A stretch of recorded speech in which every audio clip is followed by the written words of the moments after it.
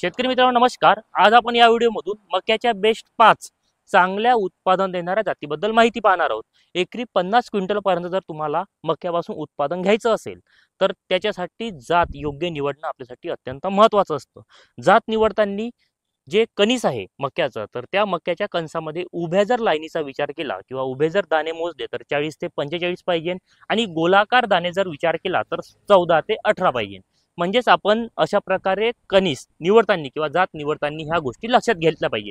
आता मी तुम्हाला या व्हिडिओमधून बेस्ट 5 चांगल्या उत्पादन देणाऱ्या जातीबद्दल माहिती पाहणार आहोत। याचा दाना सुद्धा हा कॅप्सूल सेगमेंट मधला दाना आहे, नारंगी रंगाचे दाणे आहेत आणि एकंदरीत आपल्याला उत्पादन वाढीसाठी या जाती तुम्हाला खूप चांगल्या मदत करू शकते।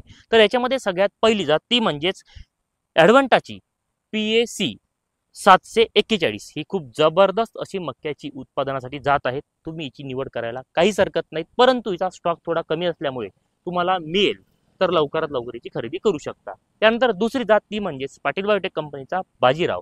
बाजीरावचं वैशिष्ट्य सांगायचं झाल्यास हे जवळपास 115 ते 120 दिवसाची जात आहे। हिचा नारंगी रंगाचा दाना आहे, कॅप्सूल सेगमेंट मधला दाना आहे आणि तुम्हाला उभ्या लाईनी याला 40 ते 45 मिळतं आणि गोलाकार 14 ते 18 मिळतं। म्हणजे तुम्हाला याची निवड करायला काही हरकत नाही।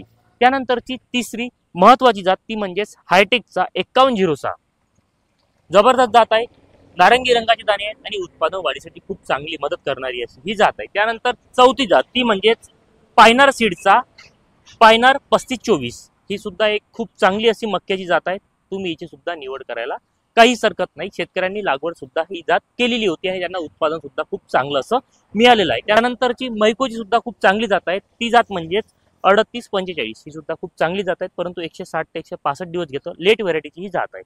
त्यामुळे तुम्ही सुद्धा निवड करायला काहीच हरकत नाही।